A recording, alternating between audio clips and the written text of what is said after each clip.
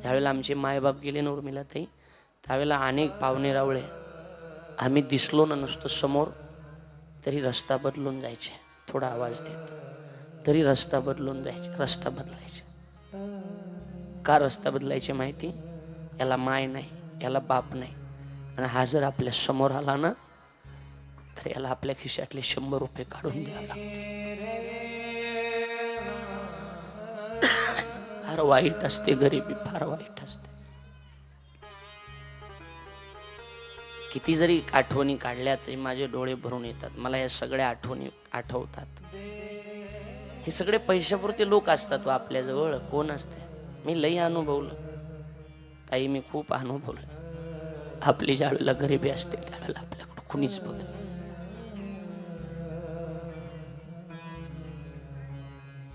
मी आपल्या पाया पडतो. अपमान कधी बहिणीचा करू नका, अपमान कधी मैत्रिणीचा करू नका. नशीब होतं तिचं नशीब तसं होतं. तुम्ही तिचा अपमान का करताय? तुमची श्रीमंती तुम्ही कुणाला दाखवताय? बहिणीला.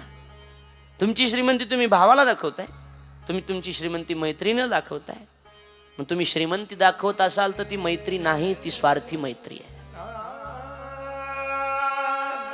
आम्ही लई भोगलंय हे सगळं भोगलंय. तोंडापुढे एक लोक असतात, मागं पुढे एक लोक बोलत असतात. पण ज्याला समाजामध्ये मोठं व्हायचं असेल त्यानं या छोट्या छोट्या गोष्टीकडे कधीच लक्ष द्यायचं नाही. ताई, मी खरं सांगतो, मी जर नावं ठेवणाऱ्या लोकांकडे बघितलं असतं तर आज मी इथं बसलोच नसतो. आज मी इथं बसलो नसतो. मागं वळून बघूच नका. नावं ठेवणारे लोक ठेवत असतात. तुम्ही तुमचं काम प्रामाणिकपणे करत राहा. लोकांनी नाही दखल घेतली तर हरकत नाही, पण तुमच्या कार्याची दखल जगाचा मालक घेत असतो, ही गोष्ट लक्षात ठेवा. सांगू बघा, माझ्याकडे द्या. तुम्हाला सारखं रडवणंही बरं दिसत नाही म्हणून मी ते विषय पुन्हा सांगत नाही. खरं म्हणजे आपण रडण्यासाठी मी जेवढ्या कथा केल्या तेवढ्यात 1 नंबर रडणाऱ्या बायका इथल्याच आहेत महाराज. छोट्या छोट्या गोष्टीला रडतात लगेच, म्हणून मी जास्त सांगत नाही. माझं मन खूप हळू आहे.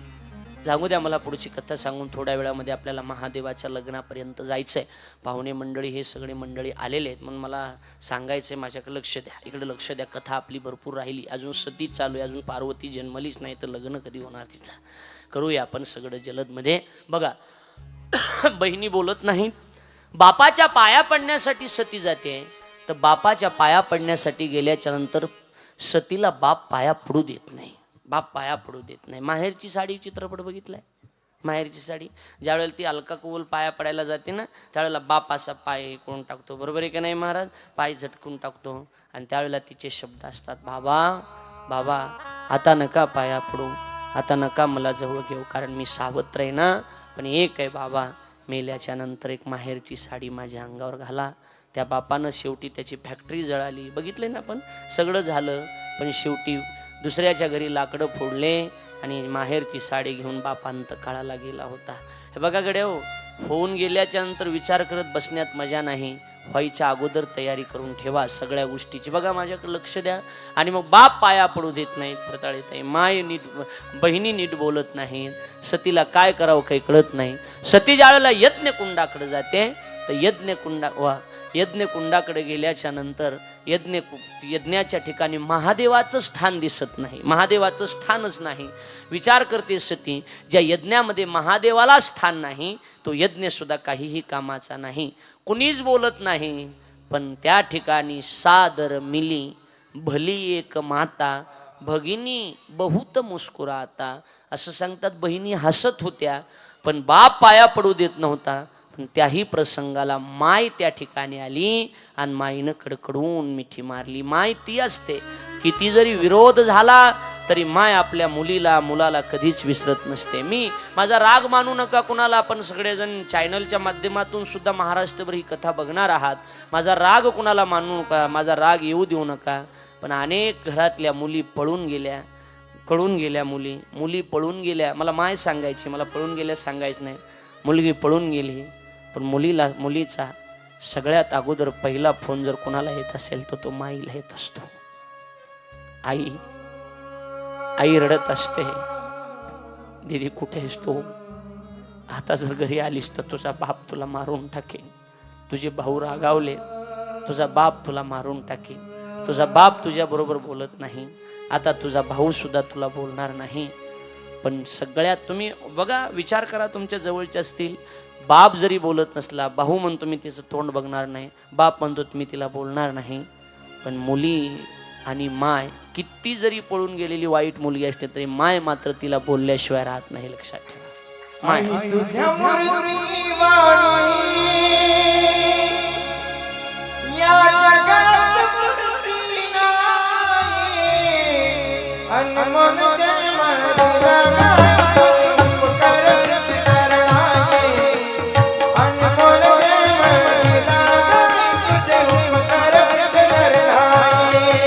अनमोल जन्म दिला गाय तुझे उपकार फिटणार नाही.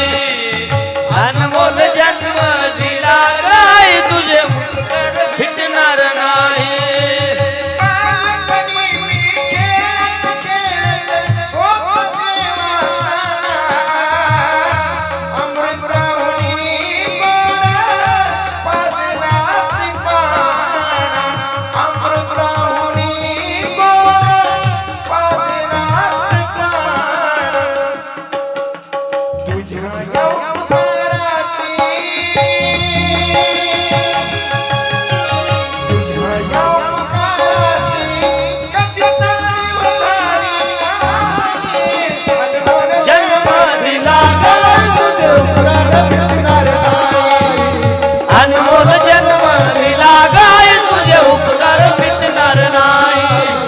अनमोल जन्म दिला गाय तुझे. बोला प्रल्हाद महाराज.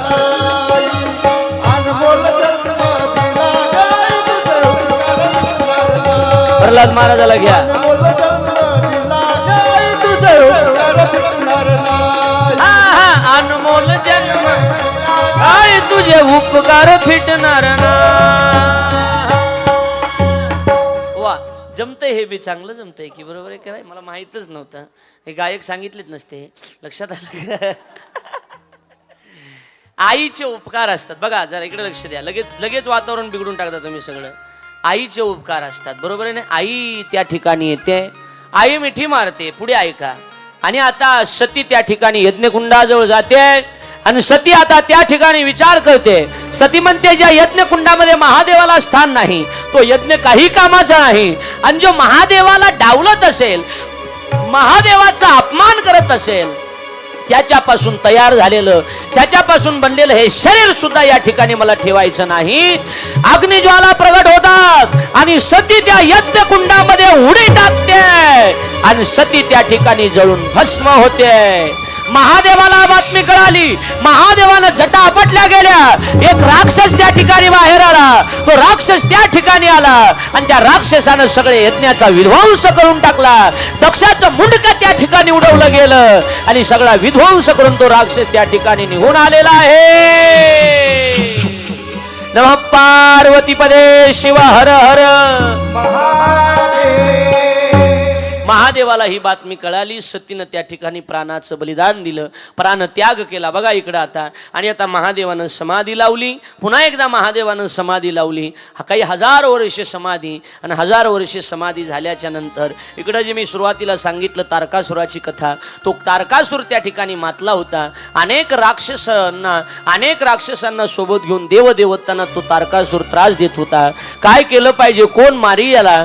याचा मृत्यू फक्त महादेवाच्या मुलाच्या कार्तिकीय स्वामीच्या हातानं होणार आहे. म्हटले कार्तिक स्वामीच्या हातानं याचा मरण होणार आहे? म्हणले हो, याचं मरण त्यांच्या हाताने. म्हणले मग त्यासाठी अगोदर महादेवाची समाधी मोडावी लागेल, त्याच्यानंतर मग त्यांना लग्नासाठी तयार करावं लागेल, त्याच्यानंतर पुन्हा मुलगी बघावी लागेल आणि त्याच्यानंतर पुन्हा यांचं लग्न होईल, पुन्हा यांना एकांत द्यावं लागेल आणि नंतर यांना मुलगा होईल, तो मोठा होणार आणि मग तो यांना मारणार. हे सगळं 15 मिनिटात उरकणार.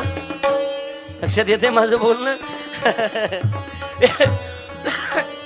किती विशेष आहे बघा. म्हणजे आता काय करावं लागेल? समाधी मोडायची महादेवाची समाधी मोडण्यासाठी कामदेवाला पाचारण देण्यात आलं. कामदेवानं त्या ठिकाणी महादेवाची स्तुती केली. स्तुती ही माणसाला अशीची प्रिय असते. स्तुती स्तुती म्हणून स्तुती आणि निंदा हे दोन दगड आहेत. एक पाठीमागून येणारा दगड आहे, एक समोरून येणारा दगड आहे. एखाद्याला पाठीमागून निंदा केली जाते, स्तुती मात्र तोंडावर केली जाते. दगडच आहे दोन्ही, मागचाही निंदा, समोरचा स्तुती, हा दगडच आहे. मला वाटतं पाठीमागून येणाऱ्या दगडाला तुम्ही घाबरू शकत नाही, पण समोरून येणाऱ्या दगडाला तुम्ही घाबरलं पाहिजे. तुमची जर स्तुती कुणी करत असेल तर समजावून चालायचं, काहीतरी यांना आपल्याकडून अपेक्षा आहे. वा वा महाराज, काय कथा सांगताय, तुमच्यासारखी कथा महाराष्ट्रात कुणीच करत नाही. नंबर 1 कथा सांगताय. असं जर प्रल्हाद महाराज म्हणत असले, समजायचं पाकिटात कमी पैसे येणार आहेत. लक्षात आलं का माझं बोलणं?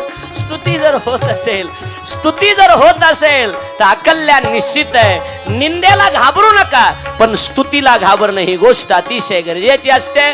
सांगत असतो आम्ही 2 दृष्टांत. 2 बहिणी होत्या, तोत्र्या होत्या. तोत्र्या 2 बहिणी तोत्र्या होत्या.